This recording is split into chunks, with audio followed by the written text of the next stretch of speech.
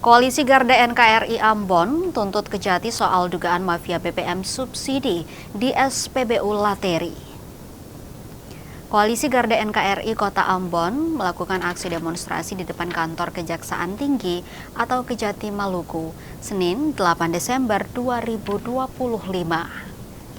Aksi ini untuk menuntut Kejaksaan memeriksa kasus penyelewengan bahan bakar minyak atau BBM subsidi di Stasiun Pengisian Bahan Bakar Umum atau SPBU Lateri. Pantauan tribunambon.com, masa aksi melakukan orasi secara bergantian di depan kantor Kejati Maluku. Terdengar salah seorang masa aksi berorasi mengatakan untuk membentuk tim investigasi dan memeriksa petugas di SPBU Lateri.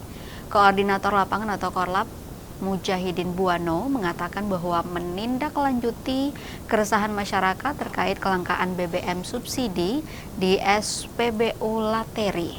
Dikatakannya keresahan ini mencuat saat masyarakat harus mengantre BBM subsidi jenis Pertalite selama berjam-jam di SPBU. Selain itu, dirinya menduga terdapat penyelundupan BBM jenis Pertalite dari SPBU Lateri ke daerah lain, sehingga pemasokan tidak mencukupi untuk masyarakat. Menurut Buano, diduga ada keterlibatan Wakil Bupati Maluku Tengah Mario Lawalata sebagai pemilik SPBU Lateri. Diduga Lawalata melakukan penyelundupan sebuah kendaraan bermuatan 600 liter Pertalite secara ilegal ke Saparua, dijual kepada penada diduga bernama Emus Lawalata. Menyikapi aksi demonstrasi, pihak Kejaksaan Tinggi Maluku memanggil para massa aksi dan melakukan audiensi bersama. Menurutnya, penjelasan yang disampaikan oleh Korlap terkait audiensi tersebut, dikatakannya pihak Kejaksaan menerima dan akan melakukan pertemuan lebih lanjut dan meminta massa aksi untuk mengumpulkan lebih banyak bukti.